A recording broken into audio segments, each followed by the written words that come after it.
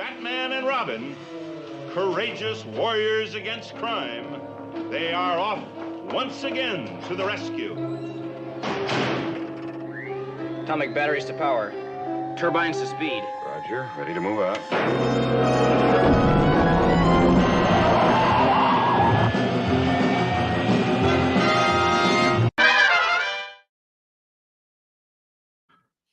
Hey, what's up, everybody? Let's go.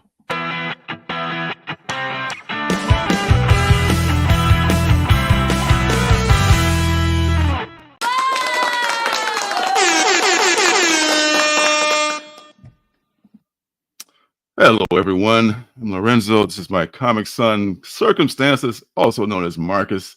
And we do this thing every week. Wow, that's a trippy looking, cool ass background, man.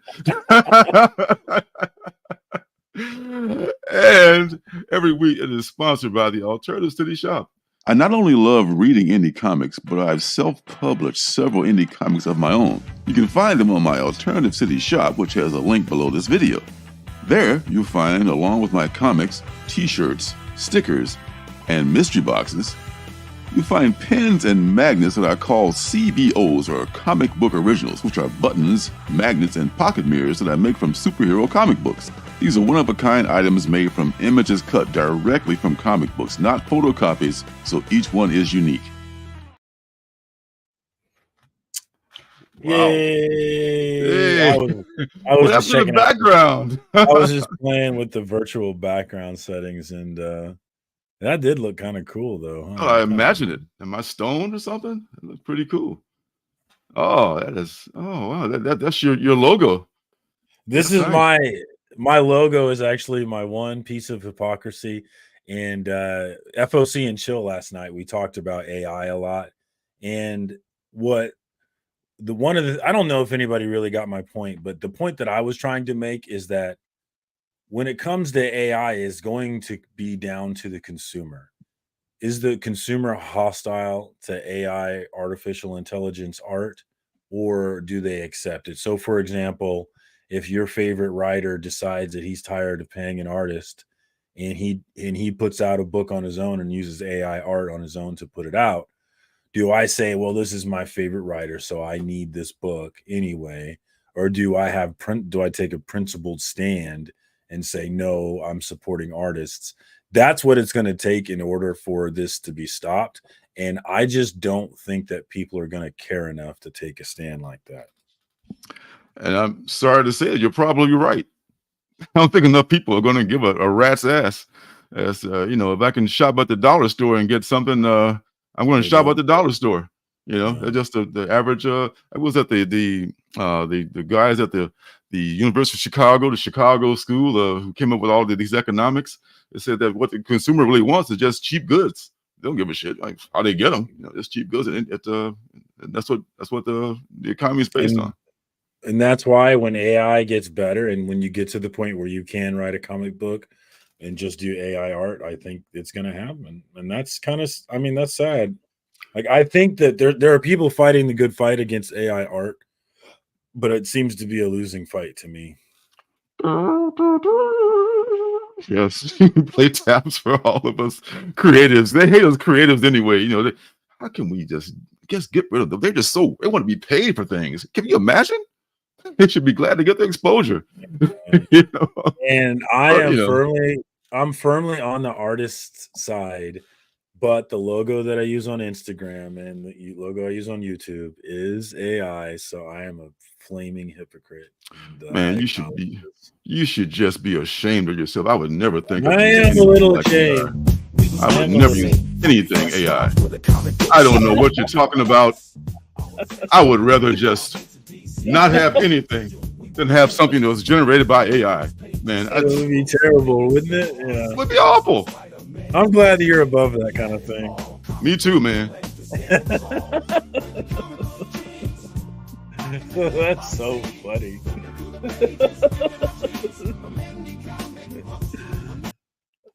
Rocking the hip hop scene. I tell you, to be honest, though, I think we got lucky because I went back and tried to do another one, like with a different genre and with a different kind of subject. It didn't turn out so good. You kind of got it's probably Yeah, you kind of got lucky with this one. Is at least acceptable. Well, that's another thing that I'm reading is that your ability to get a song that you want comes from your capabilities in terms of prompting the AI. And that's Mm-hmm. going to be a job title is AI prompter, knowing exactly what prompts to give the AI to get the output that you're looking for. And that was another one of the things that I highlighted is that someone who was an art director shared a story. It was anonymously, but they shared a story about how the studio brought in a team of AI prompter artists to help with the project, and they were pissed at themselves for not quitting, but they did. They stayed and they worked with these people. And what they found was that they were entirely incapable of doing the job that a real artist can do. So for the real artist out there, there's a little, I think that's absolutely true. There is value in real knowledge as opposed to AI knowledge. And I think that, down the road, I think that's going to matter. We'll see though. We'll see. I mean, it won't happen right away. Hopefully, I mean, it probably won't. But it's a gradual thing, and I think there'll always be a market for people creating stuff, for people, and some people will appreciate that. But maybe get that universal basic income, it won't much matter. So there you See go. about all that. Well, we've ignored this chat long enough. We've got the homie. I know, Phil man. out. What Yes, up, Phil? Good to sir. see you. Been hanging out with Phil on Sundays, sorting comics and talking about comics, and it's a nice little chill hangout. I like to play chess while I hang out with Phil on Sunday, so definitely check my man out on Phil's Treehouse. Sure. Of course, we have the lovely Miss Janet. Thank you for joining us, and thank you for taking good care of Lorenzo, who so desperately needs it. We have Space Case cards. That's true. That's true. What's up, Space Case? Thanks for hanging out with us tonight. My flavored whiskey brother, 80s guy, is here with us, and I couldn't be prouder and happier. Drinks, apple martini drinks to you. That's not even what I think it is it? I have no idea. But well, we got Mojo, or some might say Moho 88. We also got Terry Floyd in the house. What's up? There are literally people that pay for art that someone just threw their own poop on it. People will buy anything. Sadly, yes, I have a respect for art, even art that's not necessarily like professional level art. I still respect it because it's 1,000 times better than anything that I could do. So yeah, I definitely respect the levels to art and appreciate the levels to art. We've also got the man, Real Rude. What's up, my friend? Smoke weed every day. Real Rude is usually hanging out with Paul. He's usually hanging out with Paul in the 619 with the great show. Our shows run into each other on Tuesday night. But I was really enjoying hanging out with them before I started my show last night. So definitely check out Rude and Paul in the 619. And if you're having fun over there, don't worry about coming to mine. Go where it's fun. Have fun. That's YOLO. You only live once. Who else we got in here? We got Peter Regatta. What's up, Peter? Thanks for joining us. What's up, Peter? We also got Willie Survive. Oh my goodness. Willie. Yeah. Really? Oh man, you got vertigo. That's messed up, man. Damn, that does not sound fun.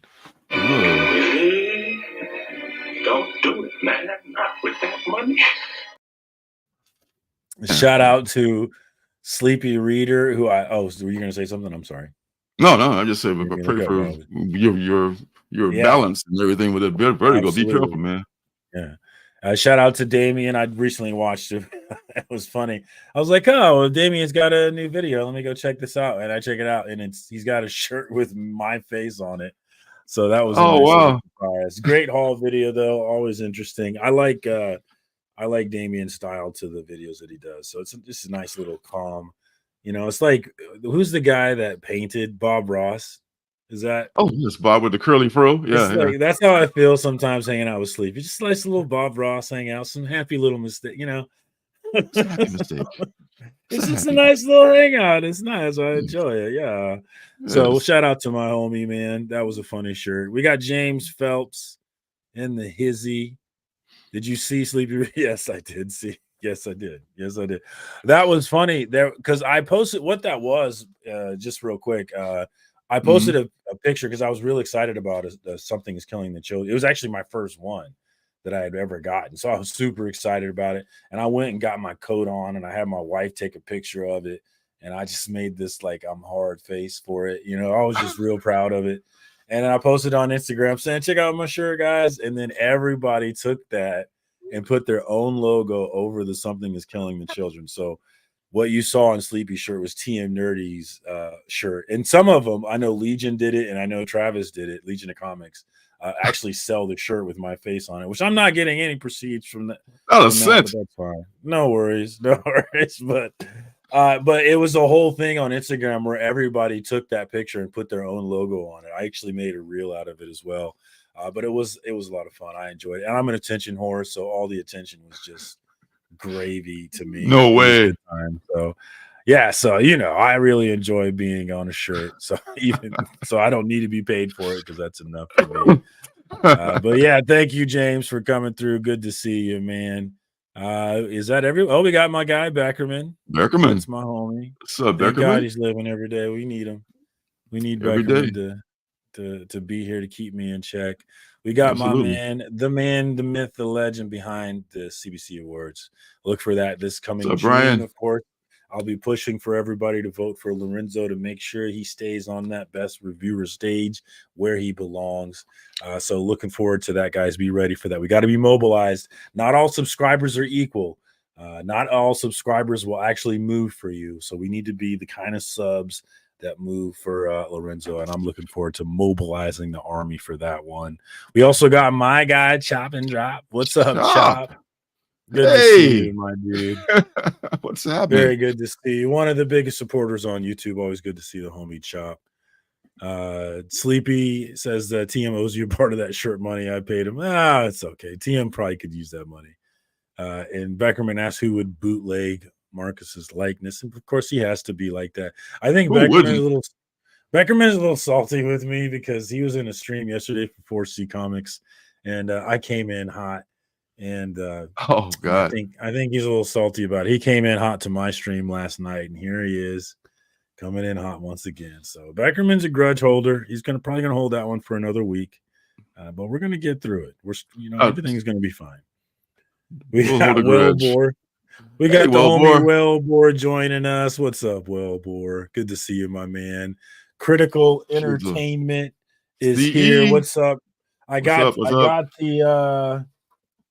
Minion issue 2, which I need to jump in. I was slamming through Avengers, but I like that cover. Yeah, it's a cool cover. But yeah, I was looking forward to this one because Minion was interesting, the first one, but I was also very, very confusing. So hoping we get some more answers on that one. Looking forward to that. Thank you to Critical Entertainment. Definitely check them out. criticalentertainmentla.com. Great stuff going on there. And also, let's see. Is that everybody? I think that's everybody. Oh, we got my homie Aggressively Relaxing. Can't miss AR. And one of the best names ever.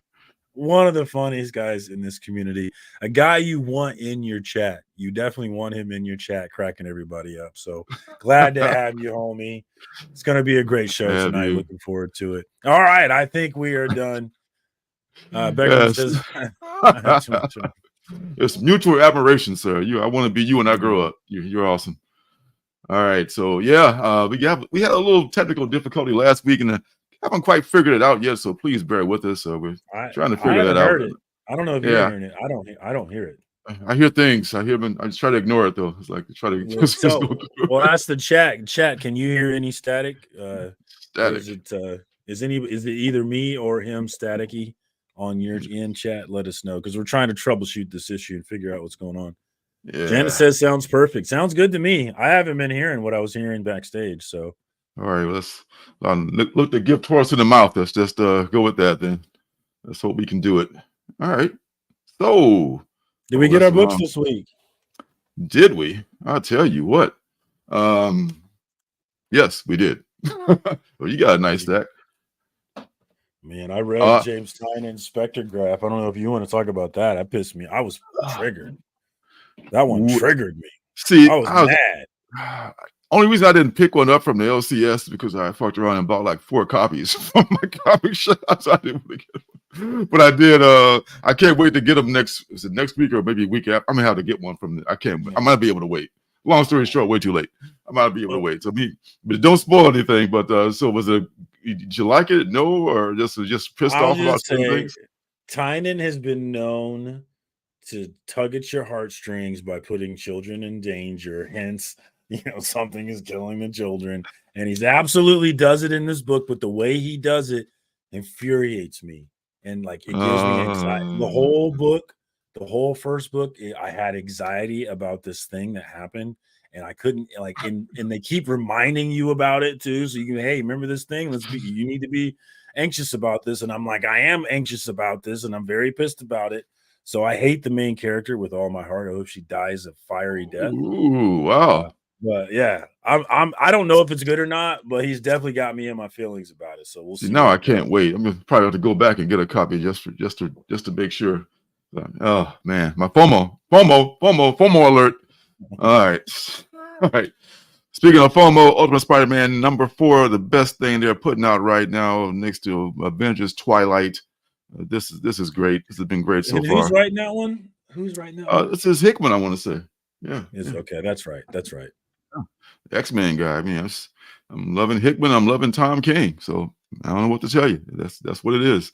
I wonder how long it's going to be before they fall out of love with the married and stable Peter Parker, which is nice right now as a refreshing change.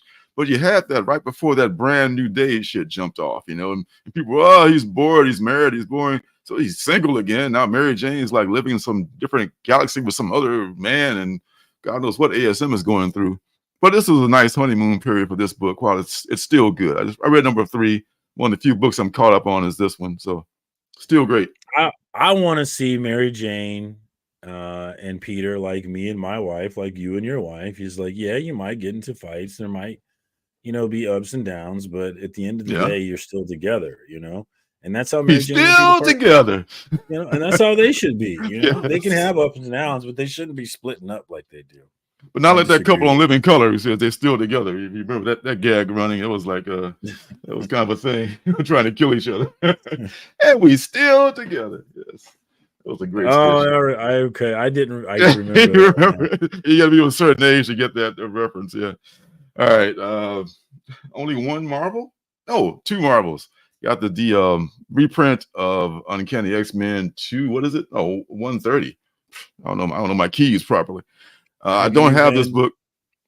Oh, go ahead. I'm sorry. Oh, good.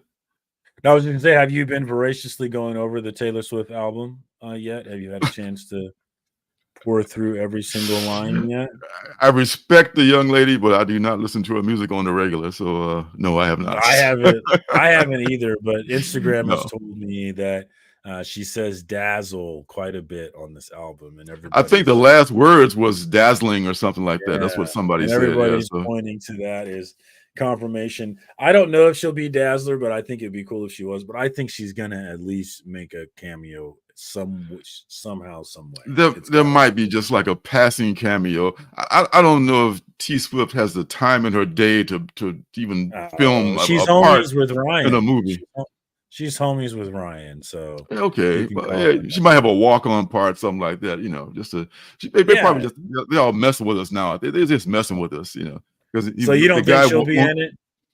Not as Dazzler, no. She'd be in it. She'd probably be in it, like in the crowd, like one of those scenes, like Stan Lee used to pop in, like one of those deals. That's all I'm saying is she'll make a cameo. Yeah, give me some she odds might do that. I'll take that. Give me some odds and I'll take that bet. See, playing this takes a lot of work. I mean, it's not just like putting on the costume. It's like showing up at 4 a.m. Well, I don't see Miss Thing doing that, for less than like a king's ransom. I don't see her doing anything like that. No, what I see is something more like what Brad Pitt did, where it's just a brief little cameo that doesn't take time at all, or what Chris Evans did in The Fall Guys with Ryan Reynolds. I don't know if you saw that. I haven't seen that. He's in that. Huh? Where he's in a video game world. It's actually a good movie. I actually liked it. But Chris Evans has a little cameo, and it's very quick, and that's what I'm imagining something like that for. I agree. But I don't have this book. I don't have this key. And if I did, if I was going to look for it, I'm not going to look for it now because it's, I would look for it when everything is has passed, and I can probably find for closer to what its its real value is. So I'm not going to look for this now. So right now I'll just read this little shiny covered copy, which Marvel charges $5 for, and DC charges $4 for. That's another story. But I like the reprints. But DC knows how to do them right. This is the first appearance of Hal Jordan, done on newsprint, $3.99. That's what I'm talking about. I mean, come on, Marv. You gotta get that extra buck out of us somehow, huh? Just print it on newsprint, and then DC is still making money off this. So I don't know much about Green Lantern, but I can read this issue here and not have to buy a Silver Age key to find out.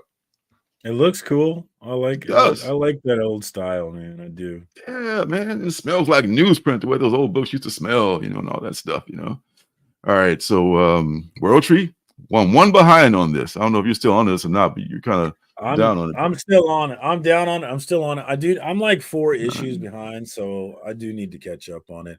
But yeah, I think I read the first 5, and I was like, I don't hate it, but I'm not excited about it either.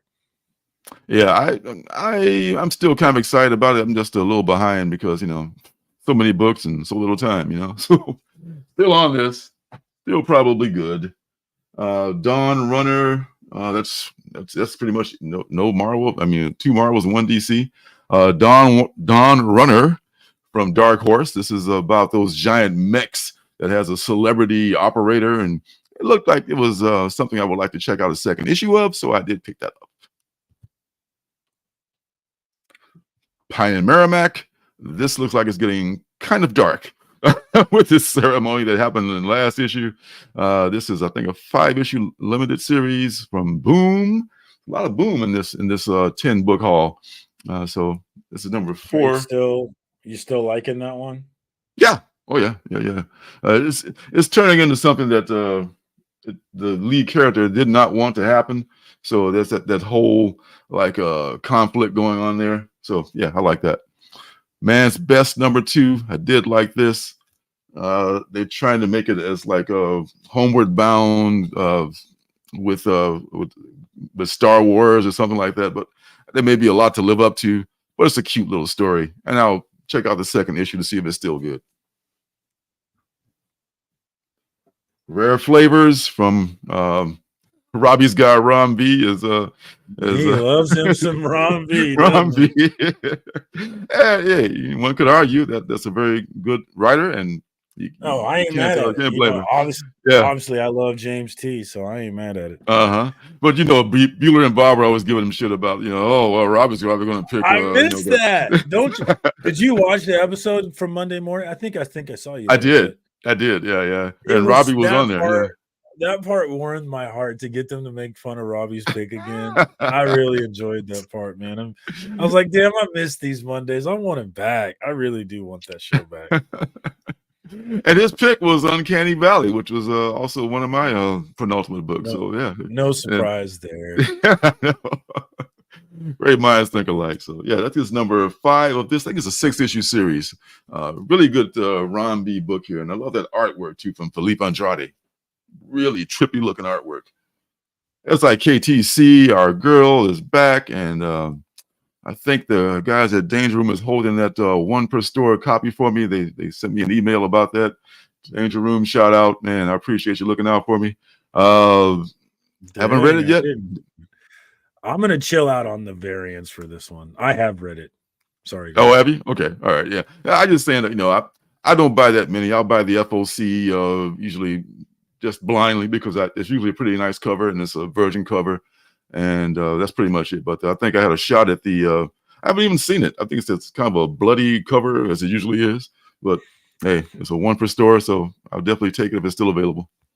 If you're real quick, if you're into Something Is Killing Children, I'm definitely going to be planning a Whatnot show here. And I'm going to be selling a few things, but I'm definitely going to be selling my excess Something Is Killing the Children. There's a lot of variants where I just got dumb excited and I bought 5 of them for no reason at all. So we'll be selling those. We'll be selling those $2 starting auction. And we'll do a little hangout. I still got to figure out how to do Whatnot, but definitely look for that. I'm definitely going to finally figure that out soon. Oh, awesome. And the last thing I picked up, I did pre-order this also, but I don't have this cover. This is one flat top on it. This is Dick Tracy #1. Got high hopes for this one. This was last week's penultimate book. I think there may be some meat on the bone or some guts, as they say, into this one. So I ended up not getting this one, and I'm getting tinglings of FOMO. You're gonna need to get that one, man. I got really good. My spider sense is tingling big time for this one. I think this is going to be. It's Mad Cave. You got to trust Mad Cave. I should have just trusted them. It's Mad Cave. Yep. This is not just something they picked up to keep the license, so they won't be, like some people do. I won't go into names, but this is actually I think they. I don't want to say. Wouldn't be prudent, but Dick Tracy #1. I got high hopes for this one, man. Just from that preview that they gave us last week. So that's all I've got for the 10-book haul. Barely. I probably could have came in under 10 books, but since I picked up those facsimiles, 10's not so bad for a week. Now we got some guests coming up. We got Cynation Comics coming up soon, and I'm going to show you the video if I can do this from their Kickstarter page before I bring them on. So let me see if I can do this. Present the deal here. All right, share screen. God's Among Men. All right. Sharing it, and I'm going to start it, and hopefully things won't crash.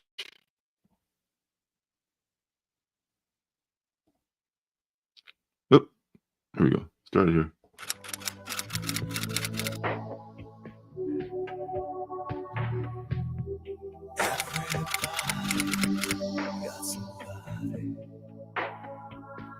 These are things we say.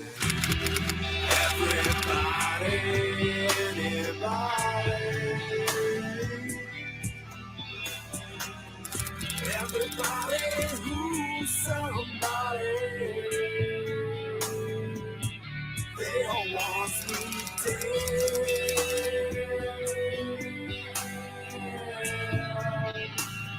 They all want me dead.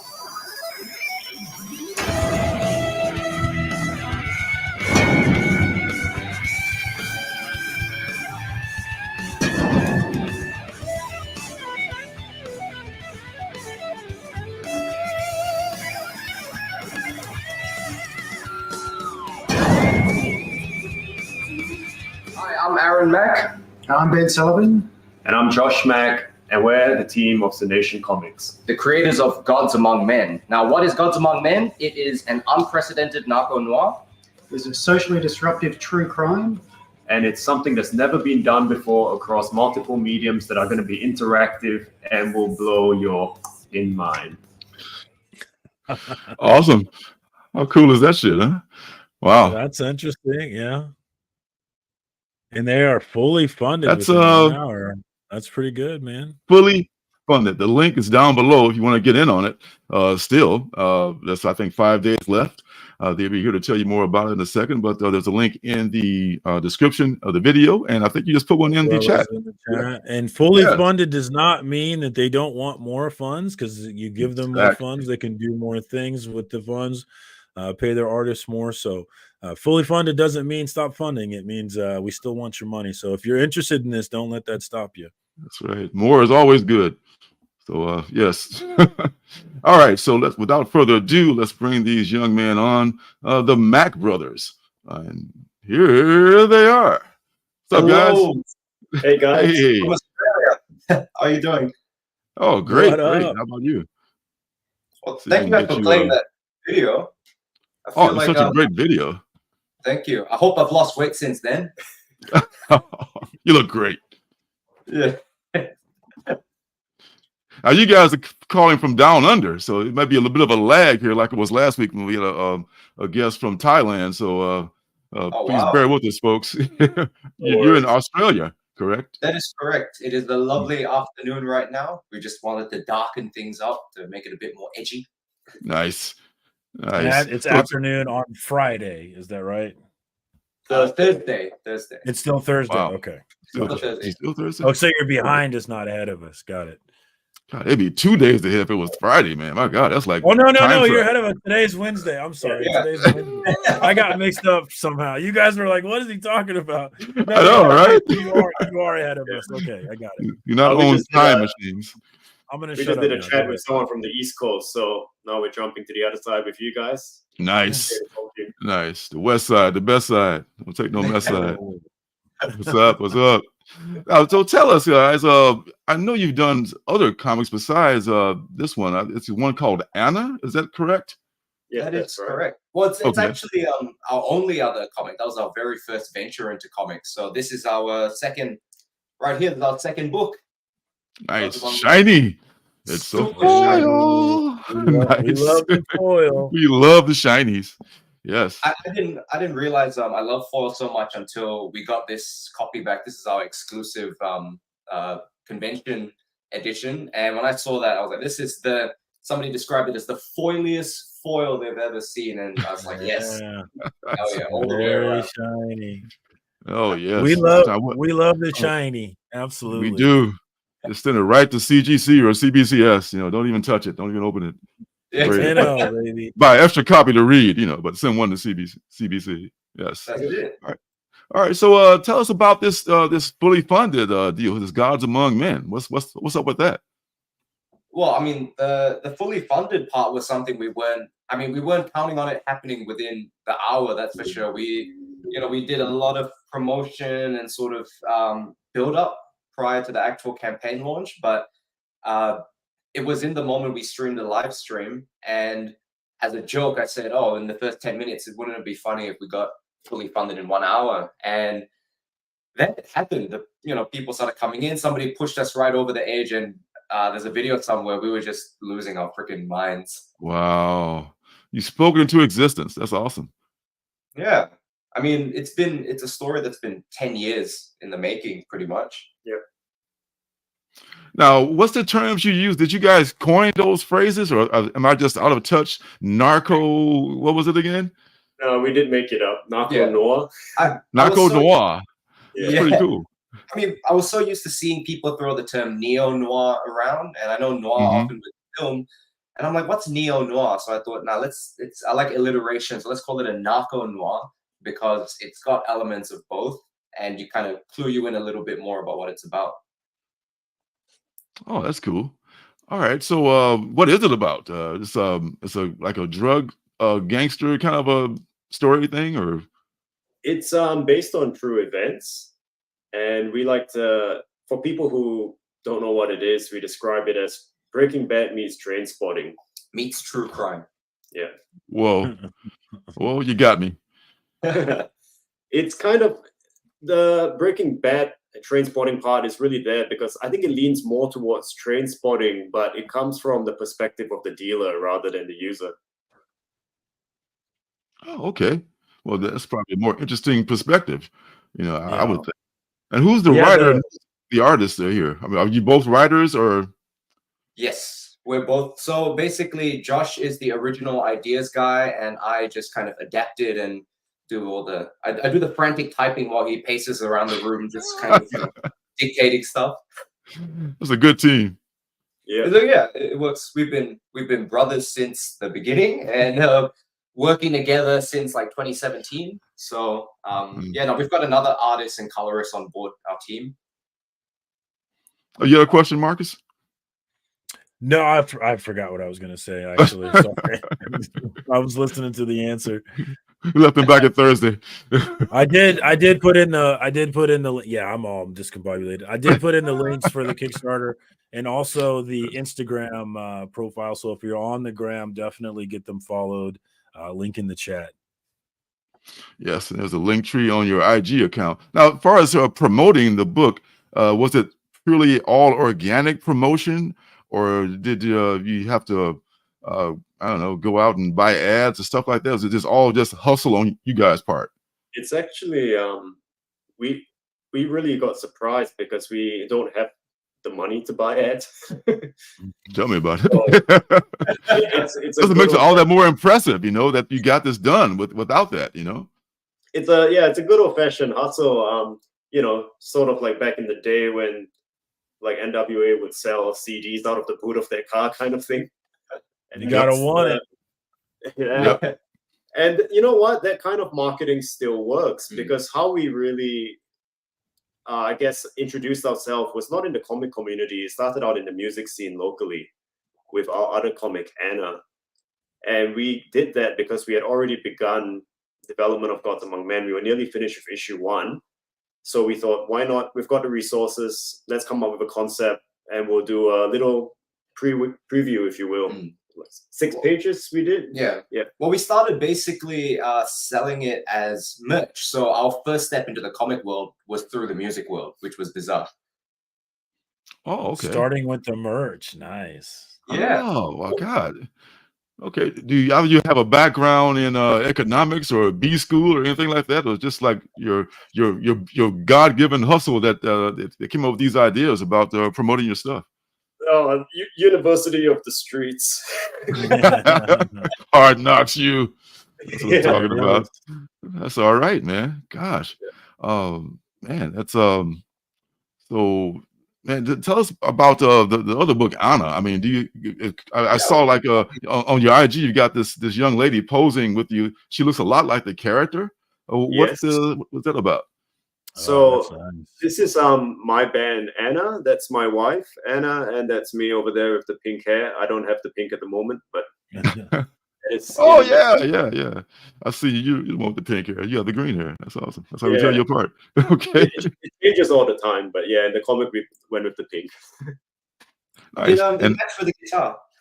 Yeah. So that concept, what happened was we were shooting a music video, which Aaron directed, and we have this unique look, I guess, with the mask. And Aaron said, "You guys look like a comic book. We should do a comic book." And since we already had the artist, all we had to do was come up with a concept. Oh gosh, okay. So that's how it began. It was a bit of a struggle, I think, at the start because it's such a novel concept. People didn't know what to make of it. Coming to a gig with a comic book. Yeah. And they're going, "Where's your T-shirts?" Like, well, we've got a comic book. Yeah. Now you have both. Yeah. Soon. We were conservative. We printed 150 copies. We wanted to do it as a limited run. And to our great surprise, after about 2 months of doing shows, we sold them out. And now we're on to the second printing. And this is the second printing with the colors have been redone by our artist from Gods Among Men. That's nice. That cover pops, man. I like it. Totally. So cool. Yeah, it's actually really interesting. I found to have sort of Anna on board as well to give in her the feminine touch, because there's things that she sort of brought up that I think the boys we don't really, our brains are a little bit caveman like, so there's things we don't really reach. So yeah, it's interesting. So both you guys are in the band, Anna? He is. Oh, yes. Okay. Yeah. I'm in the comics department. I'm in the writing style. I'm the number one groupie. Yeah. Oh, that's nice. And what do you play? I play guitar. Nice. And I do a lot of the writing for Anna as well. Yeah. Okay.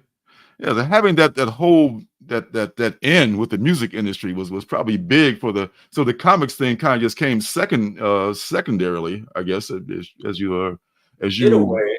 Yeah. I think we were kind of forced by circumstance because, as most people know, in the music industry these days, I hear comic guys complain to me about the industry, and I said, "Oh man, you should come to music." Seriously. Yeah. I mean, I'm not getting in it, but I've heard stories. Yeah. There's practically next to no money. I mean, comic guys complain that there's little money. We go, there's no money. But then in the film industry, there is no money. Jeez, it gets worse and worse. Jeez. Oh, yeah. And we started out doing film and music, so we're very comfortable with being broke. Yeah, that's good. Yeah. That's a good start. So comics is something that was actually refreshing to us. Like, oh, you can make a little bit. Very cool. Yeah, and it's very good. The brand that you have with the way that you guys promote them and everything. So I imagine that may have helped a little bit with the sellout of Gods Among Men within an hour. Like a lot of your fan base from the music industry, or your fans from music, I should say.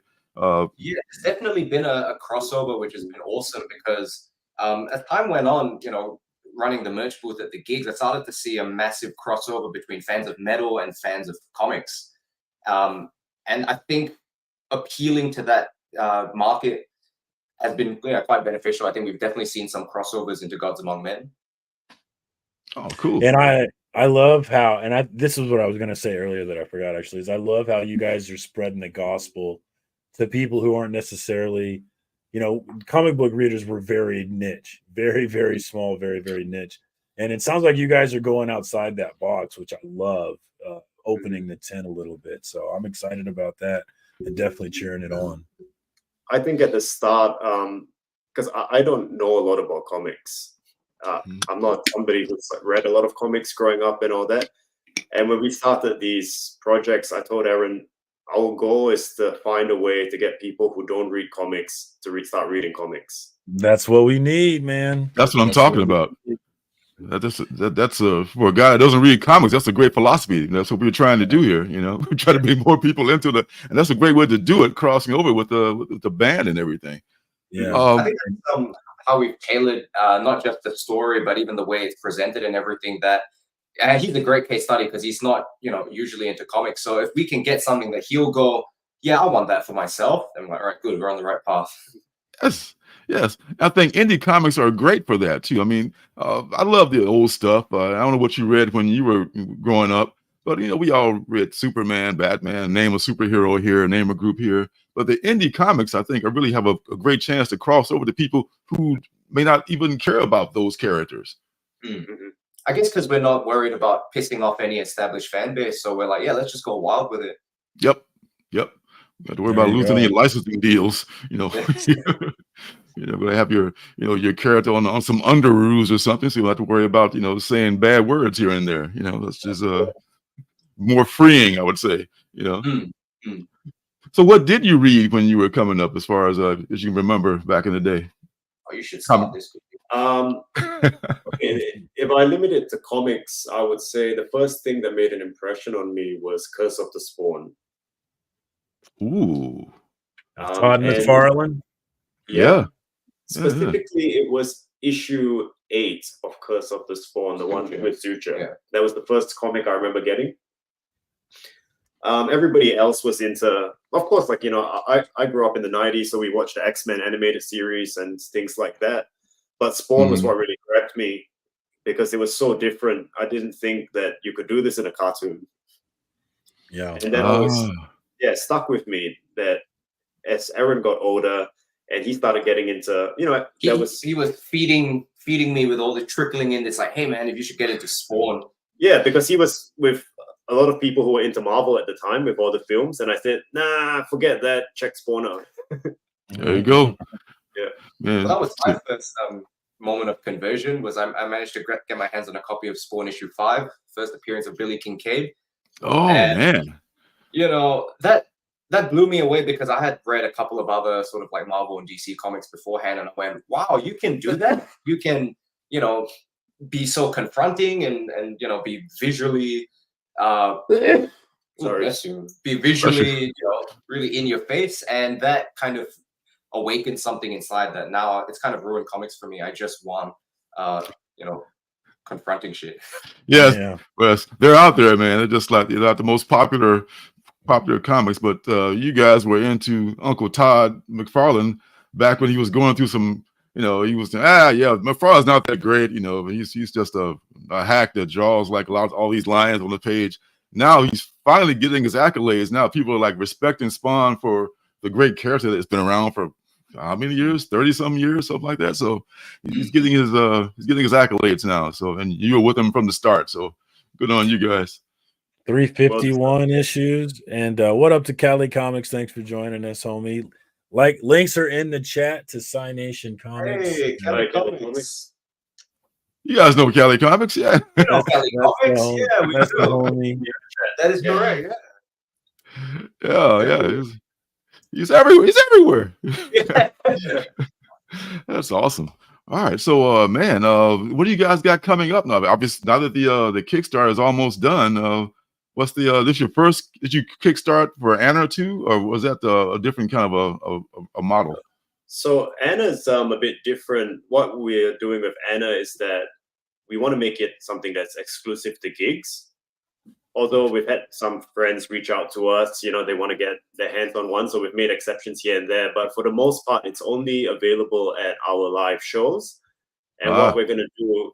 Oh, thank you, Surcam. Circumstances. Oh, yes. That's this guy. That's this guy. That's a good one. Yeah. So Brady Bunch set up here.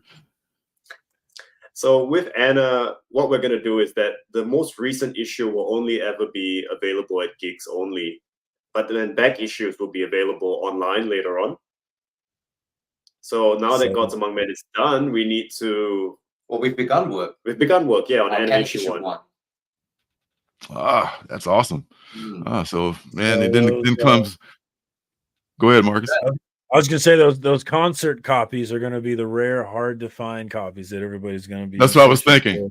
Yeah. That's what I was thinking. Yeah, because only 100, slightly over 100 copies, man. You know how rabid the fanboys will go for that once they find out. But what's the first thing they did? They did this book called Anna. Where is it? Where can I find it? eBay is one copy going for.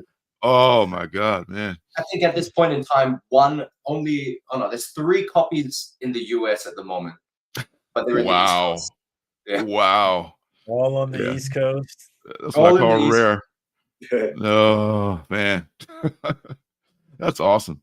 All right. So now comes the part where you just pack up, do all your incentives and ship stuff out to people and print the book, and man, that's so exciting, man. It makes you want to do a Kickstarter, that's amazing. All right. Well, so you guys got gigs coming up soon, or with the band or anything? You want to shout those out? Yeah, we've got I think 3 shows coming up in June. We got a bit of a break in May. Gives us some time to work on our other stuff. And 3 shows in June. One's in Melbourne, and 2 are in what we call regional, a little bit more country towns. Okay. Yeah. A bit of a tour. Yeah, rural. Yeah. That's where I am. In the works, hopefully the US. That's what I'm talking about. I like to hear that. All right, so man, 5 days left on Gods Among Men. The link is in the chat. The link is down below in the description. And there's the lovely shiny cover. And if somebody wanted, by the way, so these ones were. Go ahead. Sorry. Also, these ones were our limited release at Supernova Expo, and we made 50 copies, but we sold about half of that, but we've now made 20 available on the Kickstarter through one of our other tiers, and we're down to 14. So wow, so they're going fast. There's a chance to get. You answered my question. That was exactly my question. Awesome. You anticipated this question, man. That's awesome. Yeah. Oh, wow. Okay. So, man, there it is, folks. 5 days left. You can still pick up, if you're lucky, one of those shiny copies. And if you're down under, you guys are in Melbourne, right? So that's where you. Yeah. So if you're in that neck of the woods, check out Anna and check out the band. Any cons coming up before you go? I think is it August? So yeah, we kind of trying to plan out the rest of the year, and the next one we'll be probably doing is a con called Bendicon. Now they're not. We generally only get about 3 big cons in Melbourne.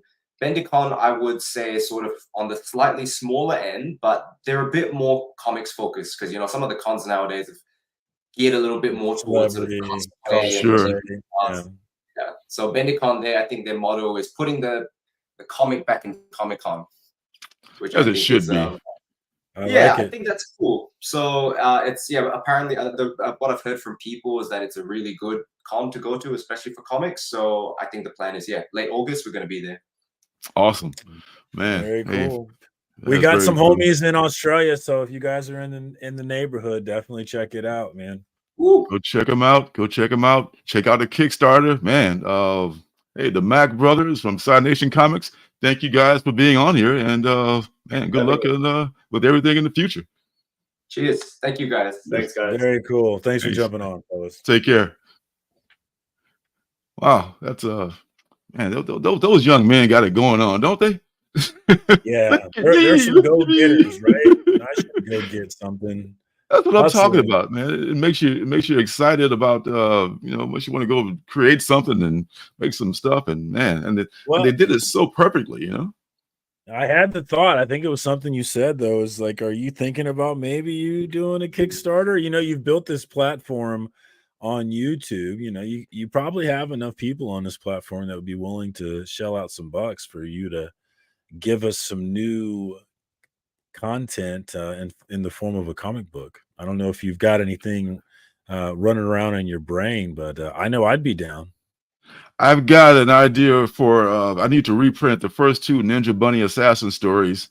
So my idea was to put both of those into one book and add a new story at the end, and do that maybe as a I don't know, maybe like a 48 page or one of 70 page giant or something like that, or where I can whatever size that comes out to be. So Sign that's me up. that's what I'm hoping to do. You throw the shirt as Yeah. absolutely. That's gonna be one of the incentives is the shirts and other things. So yeah, I'm that's down. the thing.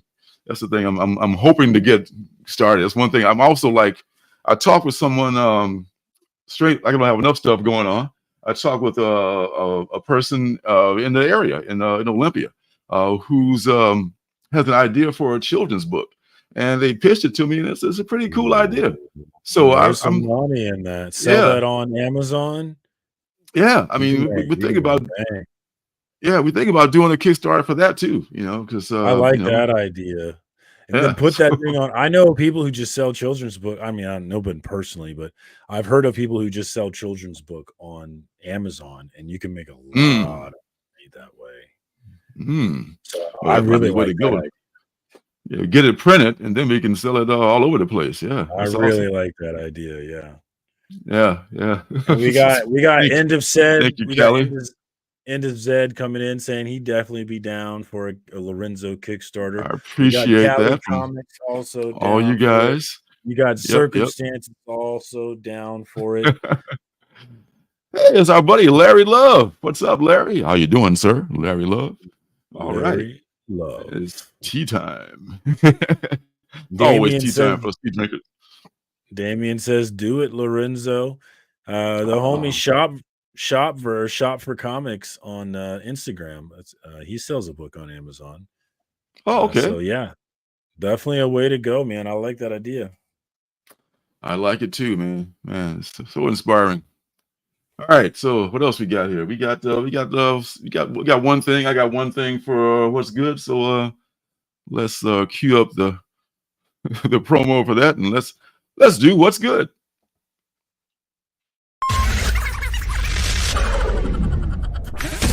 Let's see what's good. Oh, I think maybe you want to go first. Yes, let's have you go first. Oh, we got the guy. Oh, he just left. I was waving goodbye to the guys in the green room. All right. Let's see. Yeah, I'll go first. First thing I'm going to do here is my what's good of the week. And you may have seen this on my Instagram. I very seldom use Instagram these days, but I've been trying to get more back into it. If nothing more than just books that I'm into. And one of those things is Hip Hop Family Tree from the Omnibus from the late great Ed Piskor. I got this on speaking of Amazon. I got it on Amazon, and he was talking about this ironically in one of his videos where he was talking about how they had it on sale for it's normally like an $80 book, a $75 book, and I got it for like I think 50 or something like that. And man, this is where it all began. This is the style that he used for the X-Men Grand Design, which would pretty much just put him on the map. This whole Hip Hop Family Tree thing. And I only had like a few floppies. I didn't have the first one, but this one has everything, man. It has like all the covers from number one and the splash pages and stuff like that. And it was, like I was saying, it was kind of bittersweet to see this because great, I finally got this thing I could finally read from the beginning, and I started reading from the beginning. It's just so dense, man. he did such I can imagine the research he did for this, because he really loved hip hop. I don't have that first issue, but I would love to get that. And this is sucker. I'm a sucker for hardcover comics. They're so sexy, man. I know, aren't they? And this is one you can. So I just it's so sexy, I tell you. And this is something you can just like curl up with, for if you're a slow reader like me for many months at a time, probably before you finish it. So this is man, something's on the list. Now I have all of his work except for I don't have anything Switchblade Shorties, and I don't have anything from WYSIWYG, which is I think he did before. I think Switchblade Shorties. But other than that, I have the entire Ed Piskor catalog. So that's what I got. What's good, man? I just got Red Room from him. Yeah. All right. Well, this book barely made the list, honestly, because it wasn't on the list until the issue that came out today. And I read the issue that came out today, and I was like, all right, I will put it on the list. I've heard a number of people. Apparently, I'm one of the few people enjoying this. But I'm going to put in the current Jed MacKay run on Avengers. I've been enjoying it. They've set up this kind of this is all tying into Timeless and Kang the Conqueror. No. He's got some, and it all starts there actually last year in the annual. But he's got this like overall battle going on with Mirror Mooden. I don't know how to say that word actually. Mirror. Easy for you to say. Yeah, I should learn how to say that word. But he's got this overarching battle going on with him, and Avengers seem to be kind of pawns in this battle between these two. But I'm enjoying this team with Captain Marvel leading it. You've got Black Panther, Vision, and of course my girl Scarlet Witch. I'm a sucker for Scarlet Witch. But they've got this new base in the sky called the Impossible City, which is I've been finding it to be kind of cool. And I'm enjoying this run. So I know not everybody's feeling it, but I like this team. I'm interested in the story that they're doing with Kang the Conqueror, and I'm locked in on this one. So let's go Avengers. Look at that suit, huh? Look at that suit. Oh, no. That's nice. That's a nice suit. Yeah. It's coming in a 34 large. That's awesome. And then I was gonna pass on the whole blood hunt thing, but this book made me feel like, man, maybe I should do. I don't know. Should I do the blood hunt? I should. I'm probably gonna do just the blood hunt series and not all the offshoots and crossovers and all that, because there's only I think 5 issues. So whatever I miss and in the other stuff, the hell with it. But I'll just do the blood hunt just because it's Blade and it's it might be entertaining. I'll at least start it and see how it goes. So yeah, I'm kind of anti-event. You know how I am. You are too, but yeah, especially Marvel event. Yes, especially Marvel event. All right, so that's what's good. That's what's up. All right, so now time for the indie comics reviews. Peace out for Marcus. You can take a nap.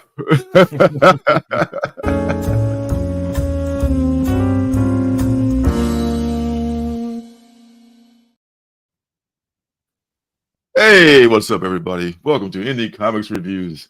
The first book that I'm going to talk about is one that I kind of just took a flyer on, really. Sometimes I just buy these books on my comic shop, like, it's like 30% off, 35% off, whatever. It might be interesting. So, I'll take a try and see what it does. And that's the case with this particular book right here. It's called Trumps.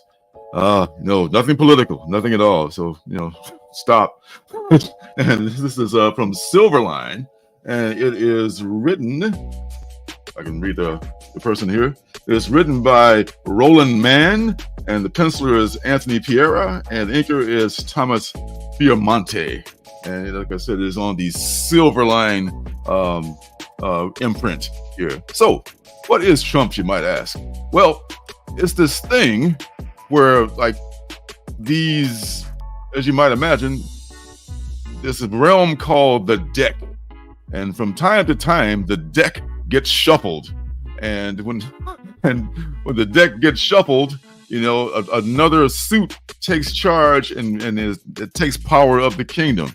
And I think the latest shuffle, I believe the clubs became Trump. So now there's diamonds and spades and all the rest of them just like, fighting for crumbs amongst themselves. It's like an ongoing cycle, apparently. So, and in the diamond, the king of diamonds in the diamond kingdom, the queen of diamonds is very sick. And meanwhile, the jack of diamonds is out banging the, I guess, the queen, I guess, of clubs. So there you go. It's a little palace intrigue going on.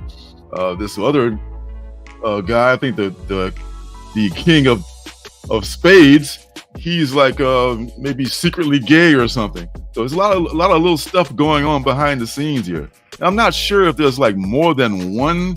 I can only see one king and one queen and so forth like that.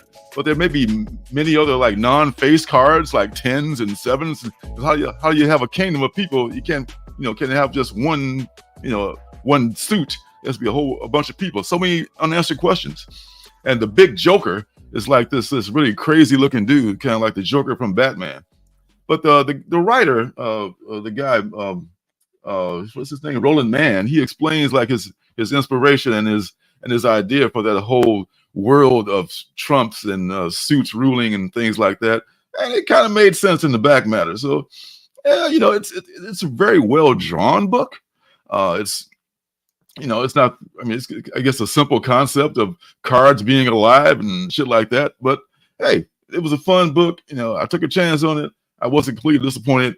So if you can find Trump somewhere, we can probably get it maybe at my comic shop and some other online places. And if you got a really big comic shop in your area, they might even carry it. So look for it, man. It's entertaining. The name makes sense to me because in spades, they're called trump cards. So yeah. So the whole idea of Trump, so as a universe, is pretty cool when you think about it. So there you go. All right. So the next book is going to be The Displaced. The Displaced is it's been out for a while. It's another book that I just kind of overlooked. Sometimes books pile up, I haven't forgotten about them, just haven't got around to read them yet. This is like the, I think, 1 for 10 black and white variant of The Displaced. Displaced is very interesting. The Displaced takes place mostly in Canada.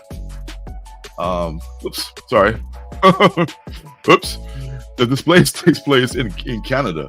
Oshawa, Ontario, to be exact. That's where it begins. This is very night. There's this guy that's like trying to jack a school bus for some reason. Why would he jack a school bus, you might say? Well, he has a very I would just say nefarious purpose for the school bus jacking that we will find out later on. Meanwhile, there's this guy and his buddy, his high school buddy. They're just reliving the glory days and talking shit, having a beer. And some other little, town in Oshawa, there's this couple who has a baby that's just, started to cry in the middle of the night. Somebody's got to get up and change the baby. It's got to be dad. But guess what? No more diapers. Guess what? Somebody's got to go get him. Mom says, I'll go get him just to get the fuck out of here. So now this guy that's with his buddy is leaving the bar. And he gets a call saying his dad's had a stroke and he needs to come right away. So you get back to our girl picking up the diapers. She's getting a well-deserved smoke and a chance away from a crying baby. And then she hears this explosion. This dude blows the bus up in the middle of the road. So she races back thinking, well, what the hell is going on? And she runs into this dude that's running back to be with his dad. And it turns out this old dude has like blocked the road leading back to their town with a burning bus. And now it's a good thing he did because their town has disappeared the fuck off the face of the earth. The news media later on covers this thing as you might expect. It's just people are panicking and living in shelters and like wondering what the hell happened to people. Meanwhile, the old man is ranting on about, hey, more is to come, son, more is to come. That's what gets me kind of excited about this series. I think The Displaced It might be in issue number 2 or 3 by now, but I've had this book for a while.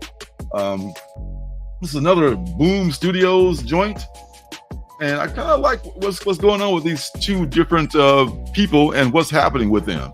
So I would put this place on my list as to follow up and at least trade read this thing. Maybe I'll pick up some stray copies here and there and just catch up on it. But the Displaced from Boom Studios, I like it. And I recommend it. All right, the last book of the night is going to be one that I was really hopeful for. It's called Morning Star. It's from one of my favorite new, they've been around 10 years. One of the smaller printers, publishers, imprints, Mad Cave. Yeah, Mad Cave. And Morning Star is about this guy. He was a firefighter. He's one of those jumpers, you know. And what happens to him is it takes place in 1956. We can get this going here. This guy, him and his buddy are out there in this fire. They don't reveal later on that it's in Montana, which is also where the dude's family lives also.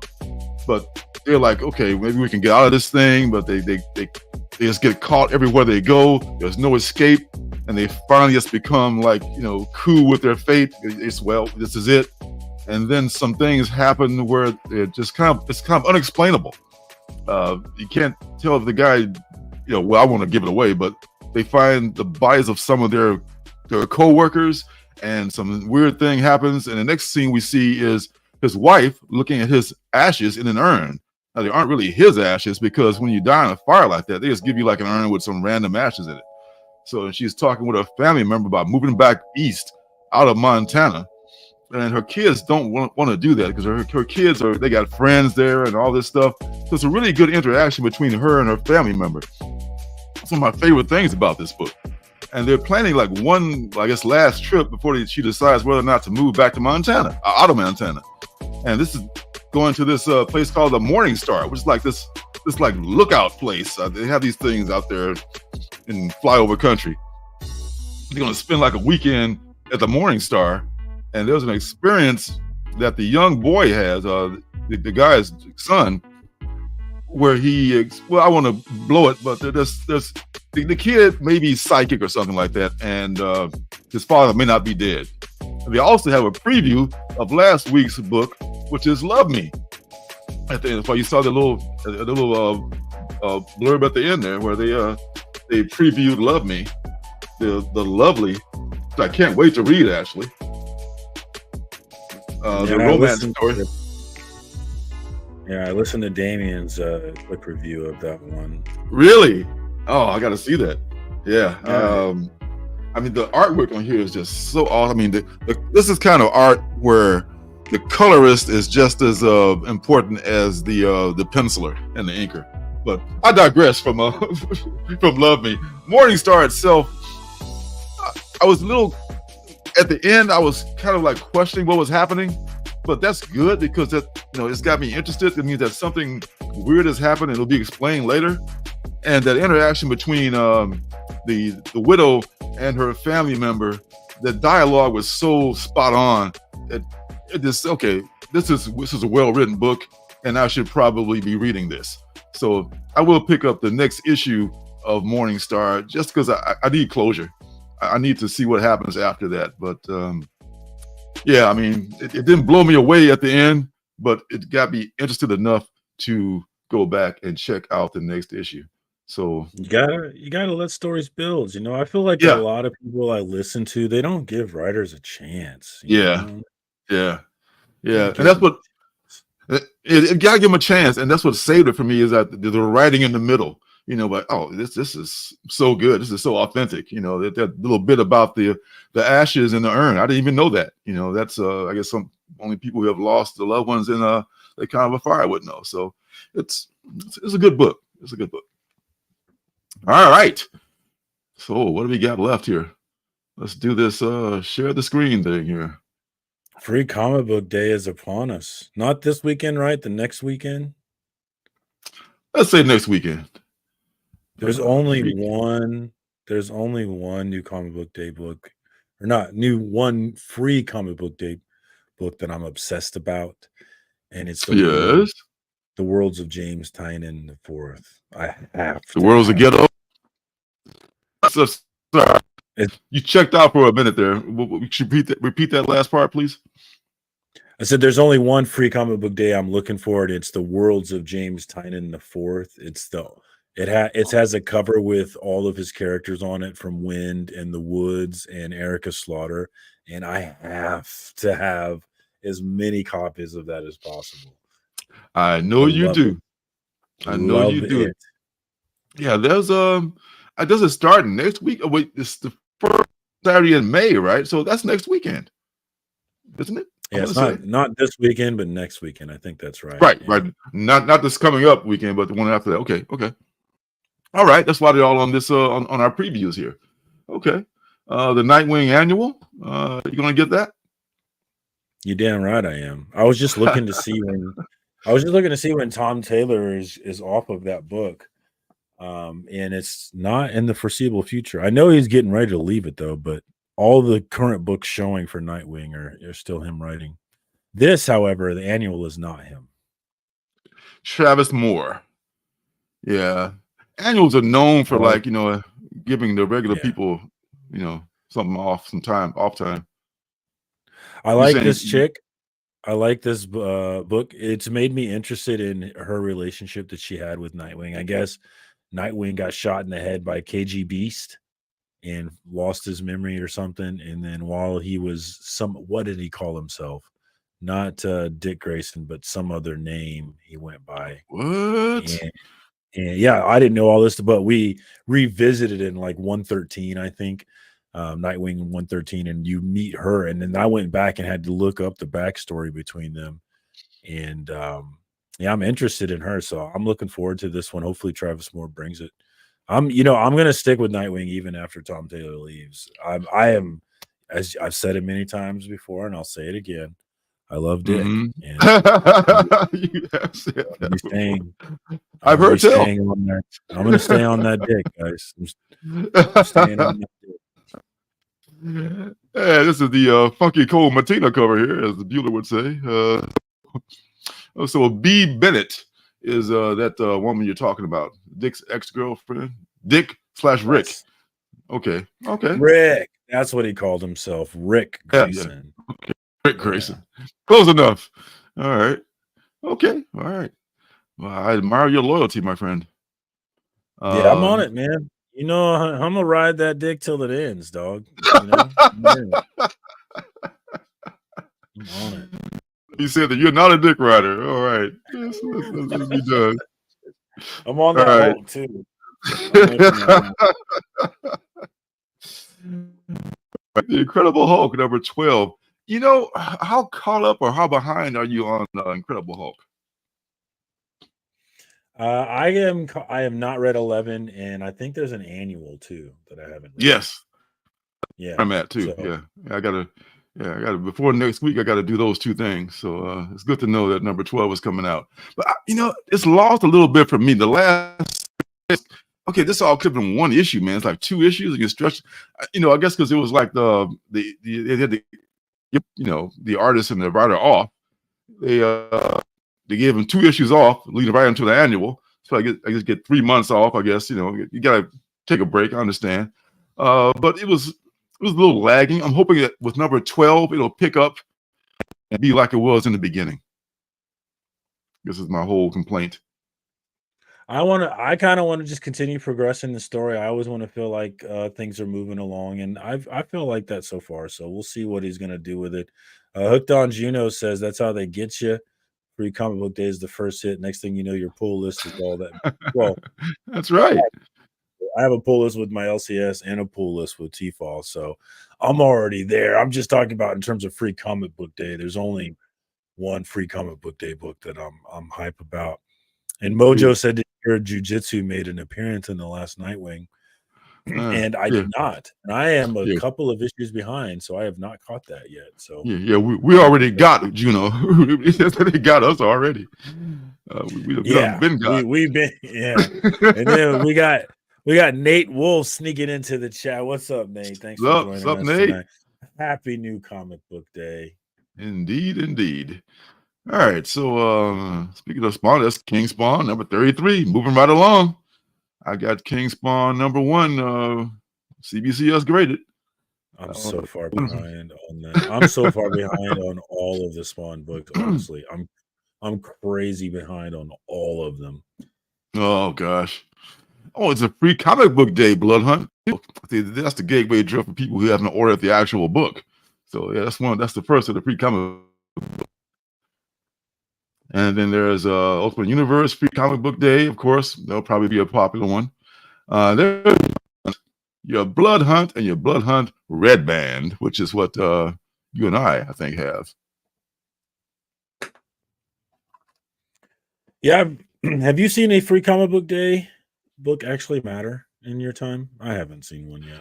Well, matter is a loaded word.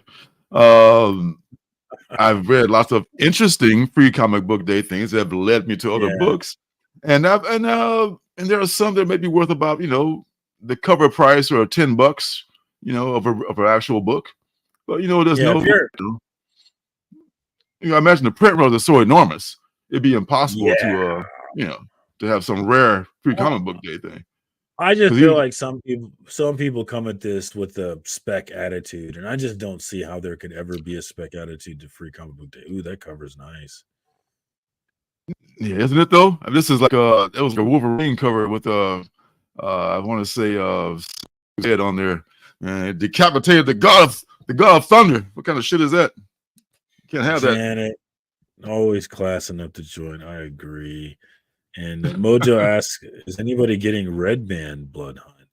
And Mojo, I'm debating. Do I want to do this Blood Hunt thing?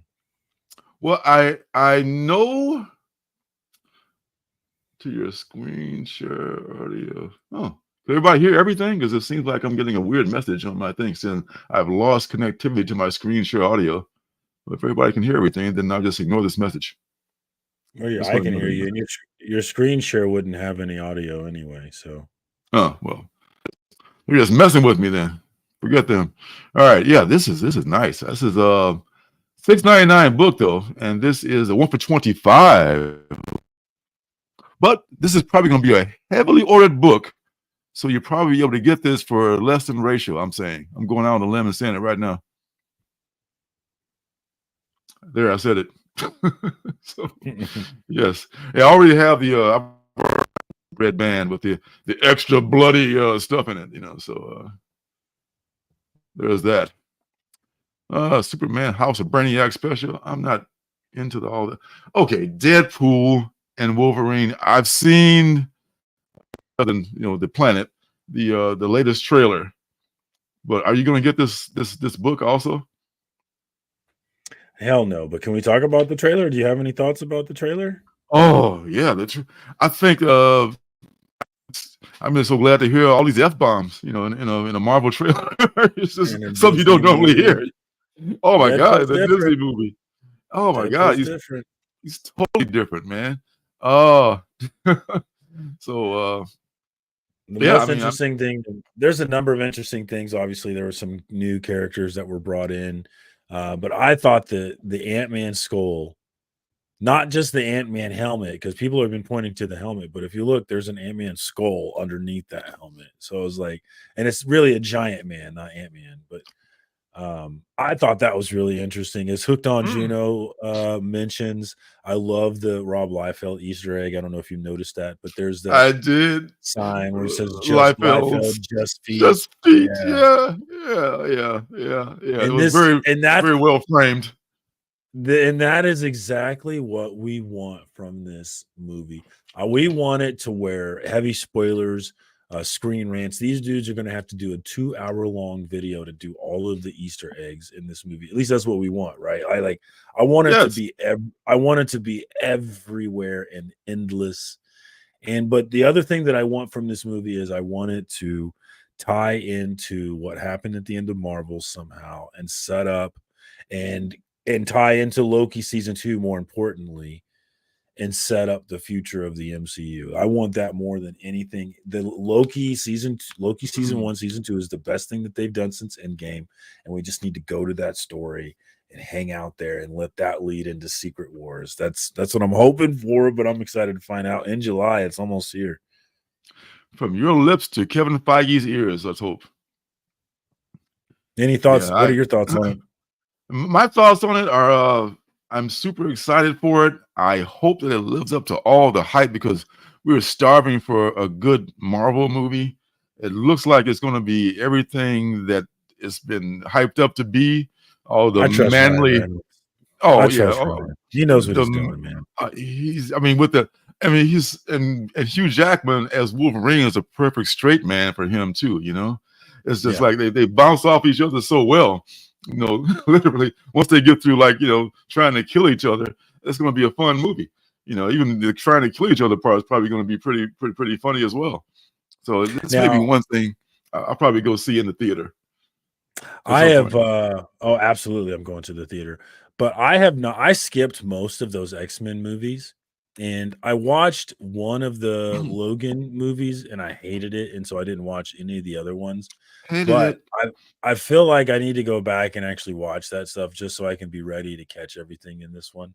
I might go back and do that. And Hooked on Juno mentions that Liefeld's Instagram was great, and I actually have not seen Liefeld reacting to it, which I bet was a lot of fun. So I need to go find that, check it out for sure. He's one of those guys that kind of leans into it. He just doesn't get offended, right? He's like, hey, right? No, you spell my name right. I don't give a fuck. You know? He understands. He understands what we have to understand, even as smaller YouTube guys. You have to understand that if you put yourself out there, you can't care what everyone thinks. You can't. You just cannot. It's not healthy, and you can't do it. And that's what Rob is. And it's not like he's suffering anything either. You know, he's having a great career. Doing quite well for himself. Yeah. Yes, quite well for himself. You know, okay, talk about my feet. I don't give a fuck. I'm cashing your check every week, you know. It's all right. All right. So I mean, we're all looking forward to that, man. That's I will not be getting this book, but I will be going to see that movie for sure. Yeah, absolutely. Man, I'll probably go see it more than once. I mentioned the same day. Oh, look what's back, man. One of our favorites. What's the furthest place from here? Number 18. Oh man. Is that one of the best books out there or what? I mean, absolutely. I can't. It's someone, and I was offended. It was Nick Culture. He previewed this book, and he's like, "I can't believe that book is still running." I'm like, "How dare you? That book is great. You better." Who said that? Nick. I love Nick the Culture, and he jumped on it. He jumped off of it like way back on issue 5 or 6 or something. So he's been. Oh, he jumped way too soon. Way too soon. I was like, bro, put some respect on that book's name. It was one of my favorite books going right now. That book built a world, that built a story that's still going on, man. And I was close to dropping it myself at one point, and I read that one story where Alabama and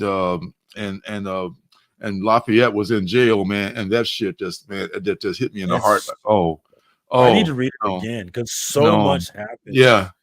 It's hard to remember everything, but I love the world. I just think it's a fascinating world, and I'm super curious not only about the world and what's going on in the present, but also where's this whole thing going. So I love that book. I will absolutely buy that in a hardcover when they do that. Absolutely. 100%. It's funny, it's tragic, it's so many things in one, man. It's really a good book. And I think the first 5 issues, I was also pretty shaky on it too. So like, what is this? You know, there's never been anything like it. I don't think. This kind of, but you gotta give these writers a chance. Yes, you gotta give them a chance. You know, and that's going to be a property someday, man. That's going to be some kind of. I think it could be. Absolutely. I think it's unlikely. I feel like probably it's unlikely, but man, it 1,000% could be. It could. It's I don't think so. Once the story gets told, I mean, maybe they have a number of issues that's going to end, maybe issue number 30 or something like that. Once that's been, oh wow, that's a great volume of work. That could be like a series. I thought that many times reading it, how this could really be adapted and optioned into something. It absolutely could be. Yep. Be an indie hit. All right. Speaking of indie hit, look who's here. Ghost. Back in the day. I don't think your mic likes it when you get too loud. Oh, sorry. Yeah, I think that's when it cuts out. Oh, okay. I didn't hear it at that time, but I heard it other times. All right. Space Ghost. Not Coast, not the one that a lot of people know about, but this one, this I guess is a new. This is not the first time they've redone the original series. Has anyone out there? Have you, Marcus? Have you ever watched the original cartoon of Space Ghost? This is not the talk show. This is pre-talk show, right? No, not the talk show. The talk show was like I did. Yeah, I did watch it, but I can't remember it. But because it was never on, I remember. But I was always excited when it was on. I just don't remember it being on a lot. Yeah, this was like this first run was when I was a kid. So I'm talking like, the late 60s. When this Space Ghost and Jan and Jace. Yeah. And then just make us cry and go through the kind of like bird and that thing. It's even a more obscure character from that era. A lot. It's Dynamite. So there's a shit ton of covers, and here they go. There's a Jay Lee, Jay and June Lee. Oh, the A cover is nice too. I mean, most people love the A cover because I want to say it's is it I want to say that's not Jim Lee, Alex Ross. That's who's doing. I could be wrong, but people love the A cover. But these other covers, man, this is the Jay Matina. And June Lee. Is Matina? The A cover is Matina, yeah. Okay, all right. Well, still another highly realistic artist. A great man in his own right. This is Beckerman's favorite artist. Is that right? Wow. Not really, but we troll him by saying he hates Matina, but me and Legion of Comics like to tell everyone that it's his favorite. But I couldn't let that lie stand. I don't know, my conscience got to me. And there's a letter C cover, and Baron's greatness that his style creates.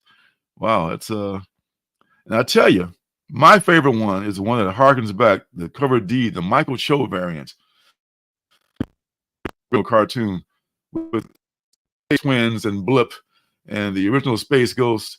And this man, Michael Cho is so good at that style. I'm I don't know if I pre-ordered this or not, but I hope I did. We're looking for it for sure. I would have expected you to pre-order 5 of those. I know I should. If I didn't, I should kick myself right now. Yes. I am not. I'm going to pass on this one. I'm definitely going to pass. Really? Wow. Never bought it. I've yet to buy a Dynamite book. I've never bought one before. Are you just basing that on just the publisher? I mean, Dynamite is No, it's not. It's not based on the publisher at all. It's like they just don't publish books that I'm trying to read, really. Like Darkwing Duck and all that stuff. Like that's not for me. Space Ghost. So I guess it's different things. Like a lot of people love the Gargoyle. I miss that nostalgia. Yeah. That's not my thing. But Space Ghost is I don't know who else is out there. Mojo. Anybody else out there in my category? I mean, I'm sure I'm alone on this one, but yeah, Dynamite is largely just farming nostalgia on these IPs that they're licensing, and they've yet to get me with it. And what's up, D'Artagnan? What's up, D'Artagnan? Yeah, that's who I was referring to. I didn't want to name them, but it's people who sometimes buy a license and don't do much with it. But I don't think that is the case here, simply because David Propose, who's done The Punisher, I think he might take it seriously, and just the fact that I don't know, you got a chance to really do something good with this character. That might not mean a whole lot to the people, but so we'll find out. So I'll take a chance. Like I took a flyer on Trump's #1. If I take a flyer on Space Ghost 1, Oh, yeah, I don't. of course. I don't think that's the worst thing in the world, you know. So Yeah, there's no way yeah. you're resisting. Oh, And oh that yeah. that Matina A cover, it tickles me. Like it makes me think about it. I do like it. Yeah. Yeah. See, the Matina A cover is great for people of your generation, but for me, the old school one is the nicest one. I gotta have that one. Gotta. FOMO. All right. And da vida, baby. Baby. All right. So Get Fury. Get Christy Love. Those back in the day. I remember that one, huh? I debated this one at FOC, man. I decided, nah. I thought about it though. Well, based on his success with the Ribbon Queen, I'm gonna give this a chance. Already, I'll probably pick it up. It's taking. I might end up getting it because Garth is writing it. Garth is writing it. Jason Burrows, who did the Punisher. I'm not a huge Punisher fan, and not a super Nick Fury fan. But if you put Nick Fury, the Punisher, and Garth Ennis together in a Marvel Max book, I might be down with that. I'll take a look at it, at least see what's talking about. Is that Max? Is that like the Black Label, or what is that?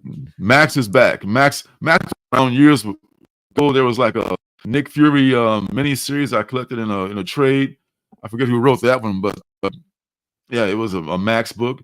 It's their Marvel's adult line, you know, kind of like a Black Label sort of thing, you know. So yeah, I'll definitely give that a shot. No super interesting covers and everything, but is it a one shot or is it a series? No, Marvel is probably a damn series. It'd be nice if it was a one shot though. But this is Nick Fury. It'll say below the cover there on the right if you go down further. See, series right here. Yeah, you can see it is a series. Okay, all right. So it is a series. I'll check it out. I'll at least check out the first issue. I'll see how it is. Doing this thing like he did in the Ribbon Queen, I'm down with it. If not, I can cut bait.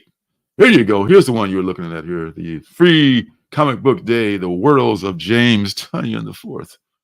#1. Look at that cover, man. I like that. All of his characters on there. I have not finished the Wood, so I'm not familiar with the Wood characters, but I love the Wind characters, and of course the Something is Killing the Children homies there. I need to get back to the Wood. I got away from that one. The Wood. That's maybe the one that I didn't. The Woods. Oh yeah. The Woods. That's right. The Woods. Yeah. That's one of the ones that I didn't actually pull for some reason. It's weird. Yeah. I got the volume 1 and I started it, but then I just got distracted and I never got back to it. So because it's a free comic book day. Okay. All right. Well, this is James T. Only one cover. Free comic book day. Yeah. There it is. Bob's your uncle. Brave #6. I think that may be an ongoing series. I'm going to get that in trade at some point. There's the Blood Brothers Mother, the Smothers Brothers comedy show. Take a real quick look at that. That's another $8, $9 book. Let's read a little bit of it. It's in the old American West. 3 children set off across the wild Texas frontier to their mother, kidnapped by ruthless outlaws who gunned down their preacher father. Throughout their journey, they'll face the harsh elements of an unforgiving landscape, deadly animals, hungry for blood, merciless bounty hunters, and so much more, all in a relentless quest to rescue their family. Along the way, they'll learn the cost of revenge. I guess, and not just in lives, but in the things. While revenge may be satisfying for the moment, it's behind that lasts a lifetime. Okay, so it says the outlaw Josie Wales enjoyed those things. You know, here's the thing though. It sounds like I love Brian Azzarello and Martin Ritter, the original 100 Bullets, which I love. Just got like 100 Bullets first 19 issues. But I'm not a huge Western fan. I mean, what about you? don't know about y'all out there, but I don't know. What do you think?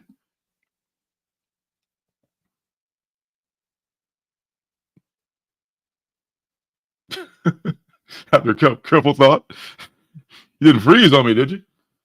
Oh, I was on mute. Sorry there. Oh, sorry. I don't have a problem with. Were you talking? I was muting muting myself to see if it helped at all, but and then I forgot that I did it. But I don't have a problem with westerns. Tombstone is like one of my favorite movies with Val Kilmer and Kurt Russell. Such a great western. So I don't know if I want a western book or not, though. So that's the thing. It's kind of interesting. That's the thing. A western comic book is different to me than a western movie with a twist. Tombstone was like not really a twist, but something like Dead Man with Johnny Depp or something like that, or the old Kung Fu series with David Carradine. It's like this guy wandering the West, barefoot, fighting people and shit. That's kind of a twist to it, and I don't know if just a revenge, some guys trying to. It sounds like the Guns of Will Sonnet or some shit. Remember that from back in the day, but I'm sure. By Brian Azzarello, because 100 Bullets was a good book, but just FYI, it's out there, and it's probably one of those books that I won't pick. Shane, what else? 80s guy showing his Shane, come back! Oh, geez, what I get that for? Should I go back and watch that one? Yeah, CE thinks it might be interesting though. Shane, it's a classic, man. With Alan Ladd, man. You haven't seen Shane? Shane, come back. Well, no, it was over 20 years before I was born, so no, I haven't caught that one yet. Well, they have this thing that we can watch older movies that were before your time if you choose to do so. But I'm into it. I'm into it. I actually really enjoy watching old movies. Like I got into a kick of watching old Humphrey Bogart movies. Casablanca. I absolutely adore Casablanca. I don't even know why I love that movie so much, but I absolutely loved it. How do you feel about Casablanca? With all the gin joints and all the world, she comes in. I love it, dude. Wait again, Shane. Humphrey's a G, dude. I know, love Humphrey. Him and there was a time in my life where I was obsessed with him and Lauren Bacall, his wife. To Have and to Have Not. I love that movie. I so love that. And I don't even know why I love it, but I do. I love that movie. They were one of the first Hollywood power dynamic couples, and the way they got together is legendary. So, it's funny, man. She's so skinny and frail, so she's so not my type, but at the same time, she so is my type. Like she just got something, man. I love me. She had the it factor. She could act, and she was a very pretty face. There was just something like the scene at the end of To Have and to Have Not when she does her little dance as she goes up to Humphrey. It just melts me. I love it. Yeah. I mean that. She was something else. So was Bogey. That's why when they got together, man, it was just magic. My favorite thing about watching the old Humphrey Bogart movies is how he's a badass in all these movies, but he's like I think he's 5'6". So I'm just trying to imagine him. He's a little dude. He's over here muscling dudes, and he's fine. Of course, when you're acting with people like Peter Lorre, I think Peter Lorre is like a ridiculous 4 foot something. He was crazy short. I love Peter. Is that how you say it, Lorre? Do you know what I'm talking about? Person. He was in Peter Lorre, yeah. Peter Lorre, yes, master, yes. Yeah, yes. That guy. And he was in the Maltese. He was in the Maltese Falcon, which I really love. Yeah, 80s guy said it. A Maltese Falcon. Yes. Peter. I love that one. And he's naming a bunch Falcons. I haven't. He's naming a bunch I haven't seen, so I need to write these down. Yeah, because I don't know what it is, but I do love watching old movies. And then I get obsessed about the actors. I go read their Wikipedia. I read all about Peter Lorre, and I read about this other dude who pretended to be Peter Lorre's son because he looked like Peter Lorre, but he wasn't his son at all. And then Peter Lorre trying to ride his coattail. And then Peter Lorre sued that dude to stop using his name, and then he had to stop using it. But then Peter Lorre died, so then he started using it again. I was like, this is all because I get obsessed with old movies. I read all these things. This is what I do with my free time. I could go back to impersonating him again. Yeah, that was a crazy story. He's like, oh, he's dead. All right, back to it. Cha-ching. God. All right, back to the comments. Free comic book day. Flash Gordon, I will check out for shizzle because I want to see what their take on. They did Dick Tracy. I want to see what they do with Flash Gordon. They can do something with Dick Tracy. Maybe Flash Gordon is savable too.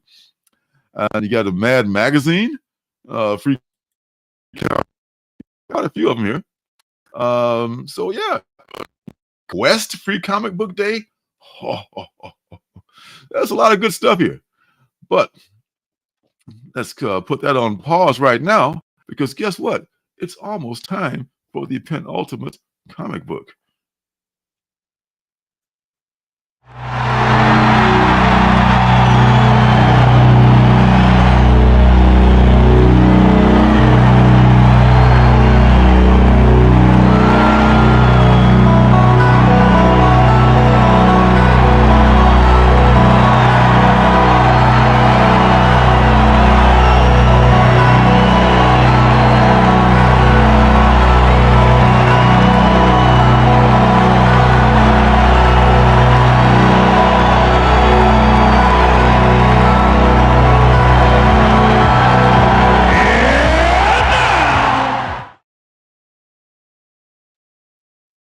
It is time for the penultimate book, and this week, that book, yes indeed, boys and girls, that book is called Bear, Pirate, Viking, Queen, in no particular order. So this is coming from Image Comics. So man, but is Bear, Pirate, Viking, Queen, you might ask? Well, luckily they made a promo for it, and here it is right here.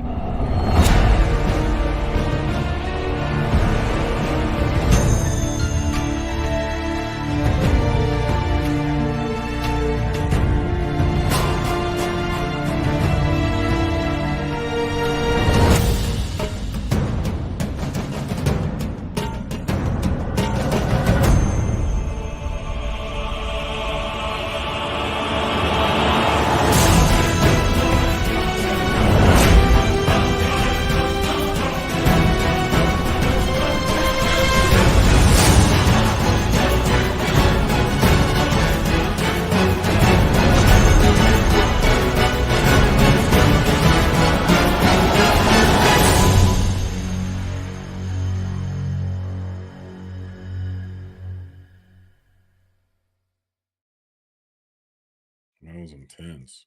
But hey, wow. All right, so Bear, Pirate, Viking, Queen. I'm loving that like watercolor style artwork they got, man. From Sean Lewis, King Spawn. Speaking of King Spawn, Spawn is the word of the day today. Comes a blood-splattered story of conquest, bears, pirates, Vikings, and other sports teams, and queens. Just realized this, right? Wow. I'm just realizing that just now. All battling for their claim to determine what the world will become. Rendered in stunning watercolor by artist Jonathan Marks. I'm not going to try to pronounce his last name. It's a gorgeous story of the blood spilled to make countries. And what's cooler than bears, pirates, Vikings, and queens? Hey, with 72 stunning pages, it's sure to be one of the most beautiful and thought-provoking books of the year. 72 pages, folks, for $4.99 in your face, Marvel. 72 pages. Is Sean Lewis still on King Spawn? Do you know? Not sure. Actually, I can look right here. Actually, it's right on my face. Your lightning fingers. No, it looks like Todd's writing it now. Todd, give me the reins. Give me the fucking reins. I'm taking over. My shit. Yeah. You know, it's good to take breaks and have different writers and stuff. But yeah, this is the week for the 80s guy. Asked, is this based on Cocaine Bear? You do get cocaine vibes from that Cocaine Bear vibes. Cover. Not sure. I'm thinking it's probably not, but Thanks for bringing up Cocaine Bear. Cocaine Bear, true story. I need to go see that movie at some point too. But I do not need to see the movie. Why not?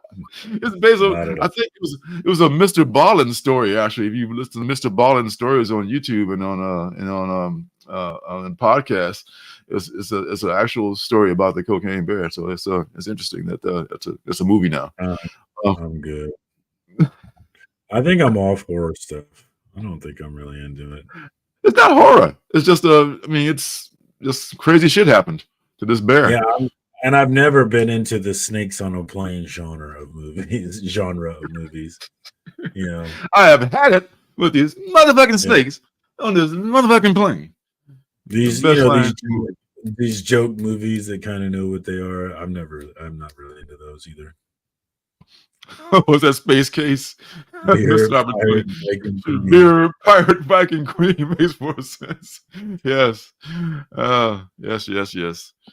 Oh, this is Chicago Bears. I don't know. I'll think about this one.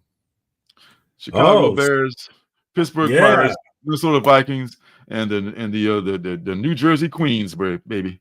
So they play in the same league. Speaking of the Chicago Bears, big day tomorrow for the Bears. God, I cannot effing wait. I am so tired of everybody speculating and talking. Let's get this over with. Let's just get this over with. I can't wait. You're going to take a number 9. Not at all. You got 1 and 9. I think they're going to get a receiver, and they might be that Romeo dude from Washington. I think Romeo will be a good. I know Harrison's not going to be there. That's fine. You know, he's going to be gone at number 2 probably. What if they traded up to go get him? That would be amazing. But they would. But I heard they need some more help. I heard Romeo's been working out with the team already. You don't say. Not with the team, but with Caleb and the quarterbacks, like DJ Moore and then Keenan Allen. And would that be considered tampering? I don't think so. I totally agree, Eddie's guy, but you know, I still love to follow his career wherever he goes.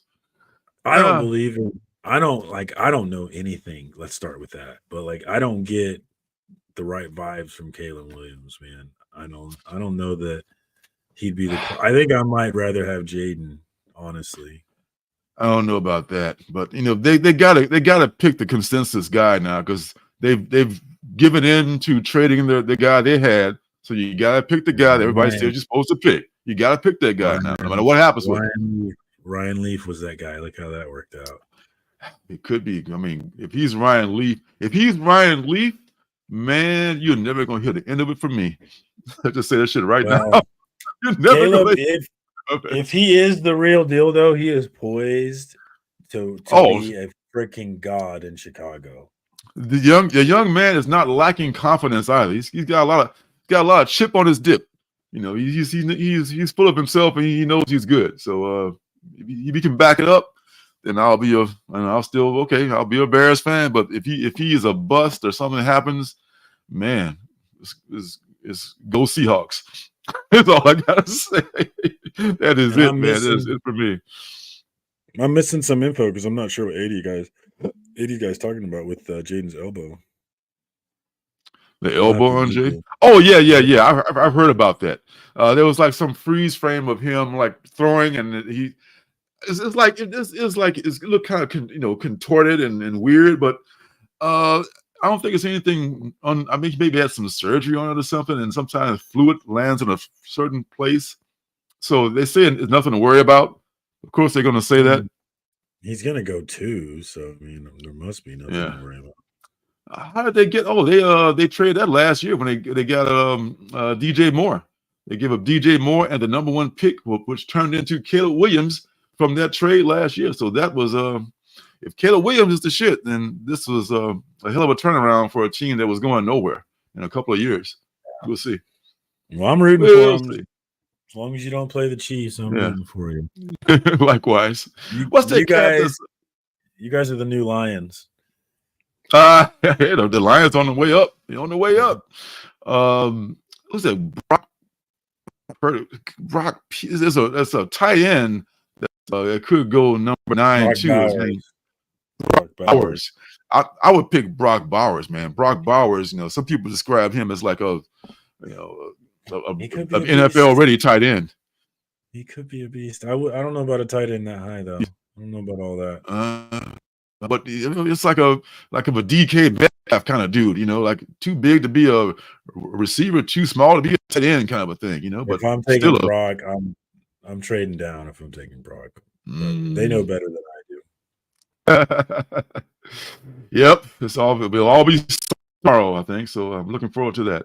So you got your first Black Doctor Who here with a very amateur Photoshop cover. It could give the brother a nice cover in that. Man, look at that cover. Oh man, give the brother that kind of cover. I know that's a thing. Doctor Who is one of those cultural things that I know just absolutely nothing about. Yeah, I watched back in the Tom, what's his name, with the curly hair days. You Doctor Who fans know what I'm talking about. Those you who know don't more know. than me, then. Yeah, there you go. There you go. It's been around forever. See, he's got who's this? Chip has got some collection thing called Whispering Black Tales.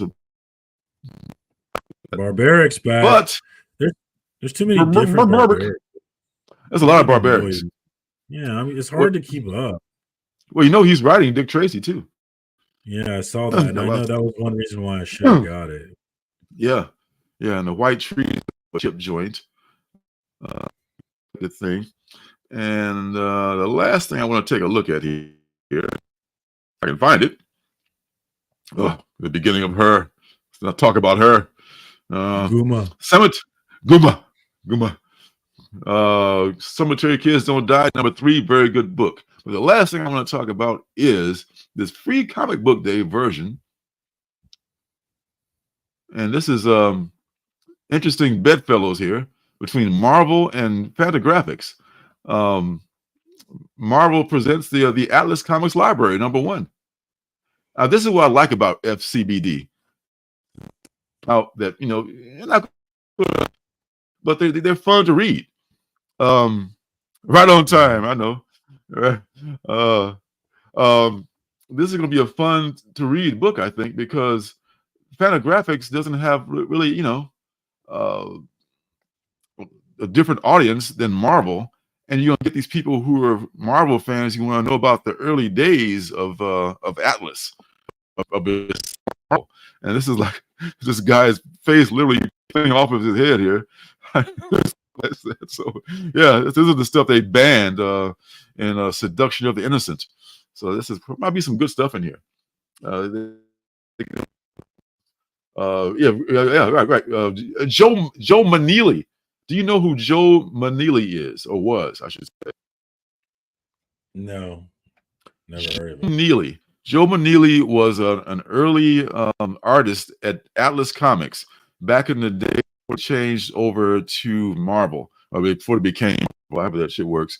And he was one of, he started with Jack, and he was one of Stan's favorite artists, man. He was only a young man, and he died tragically in like a freak train accident, on a subway accident or something. And they always thought this guy could have been another Jack Kirby. I mean, it's a really tragic thing. Look him up. He did Knight. He maybe created the Black Knight. He actually created that character, and he did some other things. Man, his artwork is just stunning. And, but he has a story in this one, and he has a story in this. And look, Bill Everett may have so a lot of good stuff in this free comic book day. Just put it on your radar, folks. If you want to find something, not superhero related, this is what I would look for here.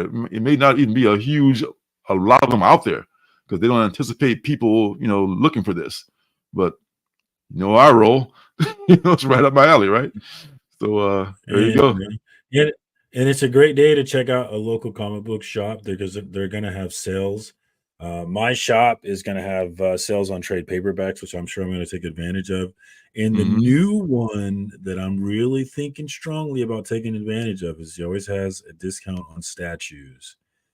And I've been looking at a couple of statues every new comic book day, thinking about, should I spend this much money? I have no need for this whatsoever. And as soon as I get it home, my son's probably going to break a finger or something as soon as I get it here. But it's not stopped. None of that logic is stopping me from wanting it. So with Free Comic Book Day having a 25% discount, might make it a little easier to buy that statue that I do not need whatsoever. Not at all. But do we need any of this stuff, though? It's all for our enjoyment. It's not like we're going to, die, from malnutrition from not having comic books. It's just all for our enjoyment, Yeah, and I extra don't need that, dude. But I want it. It's this Scarlet. It's this Scarlet Witch one, and you love the Scarlet Witch. I do, and it's super cool. And it's the current actress's version of it. At least it kind of looks like her. Oh, really? The latest? Okay, yeah, that's probably why. I forget her. I'm blanking on her name. Olsen. One of the Olsen people. Elizabeth Olsen. Elizabeth Olsen. You got it. Elizabeth Olsen, and not one of the twins. Their aunt, I want to say. So yeah. All right, so man, that's gonna do it. Good for you, Space Case. He's good on statues, and good for you. There's no reason for it. Like I said, I've been fighting. I was like, I don't even know what this hole inside of me that I'm trying to fill up with this statue is, but I've been fighting it because it's unnecessary. I will say, think long and think hard before you bring home an expensive statue of another woman to your wife. I'm not trying to tell you what to do, but how much this costs? I'm 12 years in. I put in my work. You put in your work, all right. Yeah, I've earned my trust for 12 years into this thing. It wasn't that much, I promise. It was on sale, 25% off. It was $500, but let's not talk about that. Shout out to the chat, man. Always a good time, man. I appreciate love you guys. With us. Thank you to our guests. Again, 5 days left on the Cynation Comics Kickstarter there, God Among Us. So if you were interested in that, definitely plug in and help them out. We got to support these things that we want to see, and I want to see indie comics. And so I'm doing my best to support them. And yeah, thanks, everybody. Always a good time. Looking forward to next week. Yeah, what you got going on, man? You got stuff going on, don't you? Every Tuesday night, we got the FOC and Chill. Last night, if you want to catch the replay, we had a long discussion about AI. We kind of got into it in the beginning of this video too, but I had a number of folks jump on with some opinions. Always a good time. And I thought it was an interesting. Nauman and CJ got into it. I think Nauman got actually kind of mad last night. Oh no. CJ, because they're like the Abbott and Costello, though. Those two, they get after each other. So it was all in good fun, man. So definitely check out that replay last night on my channel, and then every Tuesday night I'll be back, and the link is always in the chat. So if you want to jump on, you got something you want to talk about, I want to talk about it too. That's right. It's like a little town hall. Yes. Like just jump right on in. All right. Well, hey, catch Surcam on his show on FOC and Chill. Check him out on the gram. Sporting that Ninja Bunny shirt like a champ. And I'll be doing a little Instagram stuff myself pretty soon too. I do it here and there, but I'm gonna be doing a lot more stuff and putting up more reviews and things like that as separate content. So that's gonna be coming up soon. And we're going to be working on that Kickstarter comic. So we got a lot. And we're working on the Kickstarter comic and the children's book. So, lots of shit going on. Lots of shit on the plate. So thanks for everyone. We love you all. Thanks for stopping by. And until next week, we will see you. Peace and love. Peace and love.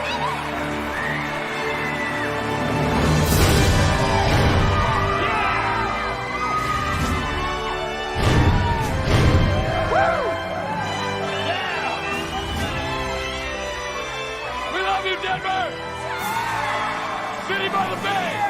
John Denver! Is a fire really necessary?